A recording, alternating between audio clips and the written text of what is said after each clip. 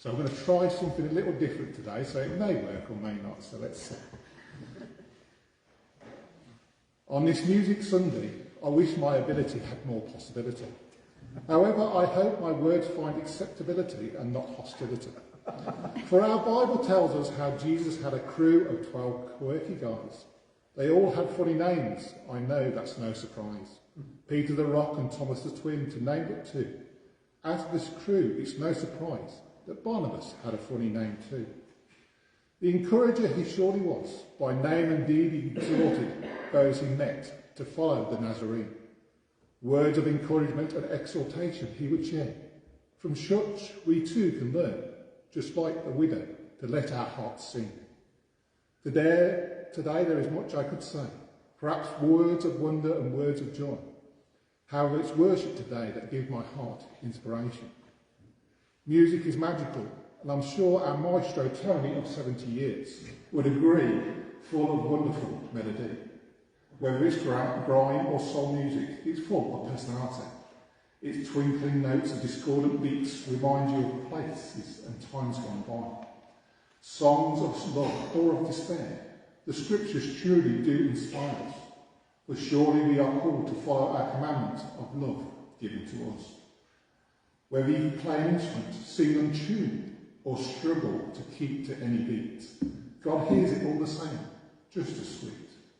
Just as our incense rises, so too do the songs we sing, a full suite of melody. Full of spirituality, our songs draw us into the presence of the highest. As we give ourselves to songs of awe, wonder and praise, let us not be shy. Connecting us to the Almighty One in times of celebration and desperation.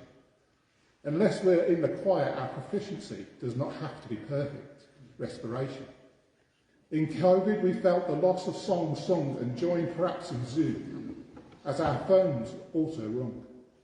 Our heart was sustained and fear was not maintained. Whether small voices of children raised in more of a shout or the most choral clout of angel choirs, we rejoiced to let our voices ring. St. Celia perhaps springs forth in a manner most obscure, symbolic of our conviction that music and liturgy should not be approached insincerely, revealing spiritual qualities that draw us deeper inwardly to recognise some synergy.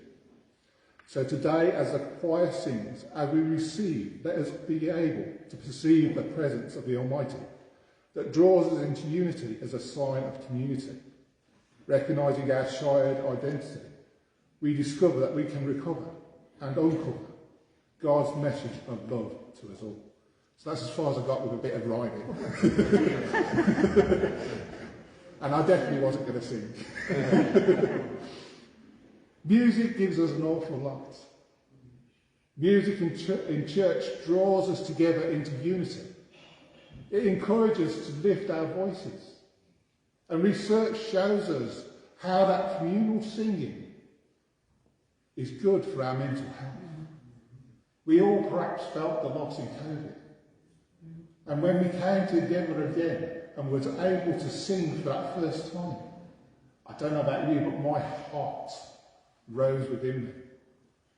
And the first time I did a nativity play, and the kids were there at the front, screeching and shouting for all they were worth, my heart was filled with the utmost joy to hear them singing once again, to see the joy in their faces, to see what songs sung could do. So today, as we celebrate Worship Sunday or Music Sunday, let us think a while about those hymns. In the Methodist tradition, the liturgy is the hymns.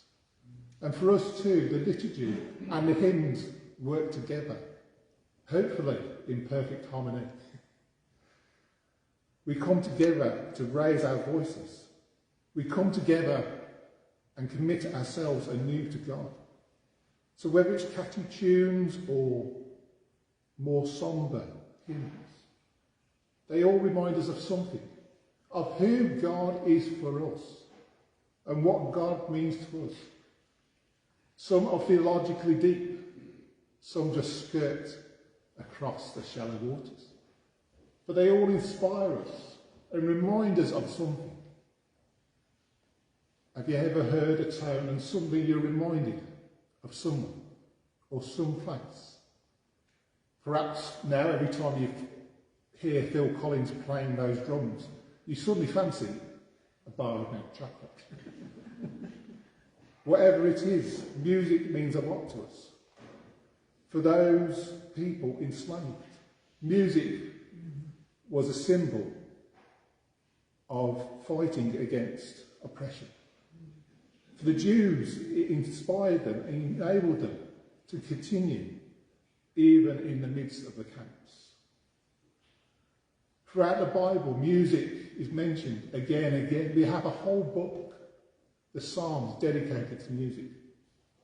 It gives us so much, spiritually, theologically.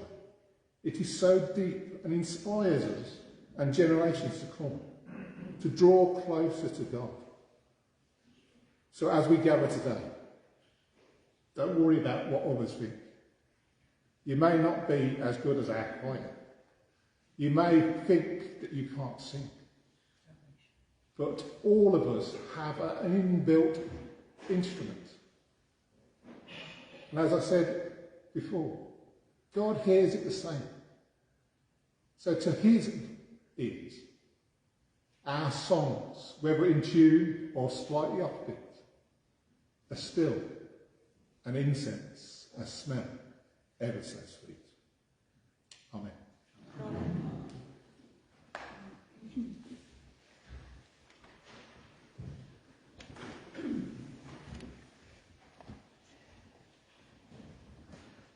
We remain seated as the choir sing the